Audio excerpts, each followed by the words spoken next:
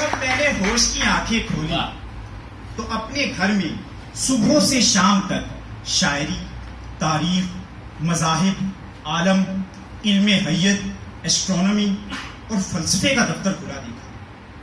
بحث مباحثے کا ہنگامہ گرم پایا اور اس تمام سرگرمی کا مرکز ہمارے بابا سید شفیق حسن ایلیا تھے۔ بابا کئی زبانیں جانتے تھے اور کئی علوم کے جامع تھے۔ وہ صبح سے شام تک لکھتے رہتے اور تقریباً اس یقین کے ساتھ کہ ان کا لکھا چھپے گا نہیں۔ وہ 55 برس تک تصنیف و تالیف کی دلچسپ مشقت سے محظوظ ہوتے رہے۔ عطارد، مریخ، زہرہ اور مشتری وغیرہ کا ہمارے گھر میں اتنا ذکر ہوتا جیسے یہ سیارے ہمارے افراد خانہ میں شامل ہوں۔ یورینس اس زمانے میں نیا دریافت ہوا تھا۔ ابا اس عزیز القدر کے بارے میں اتنی باتیں کرتے کہ اماں کو اس سے چڑ ہو گئی تھی۔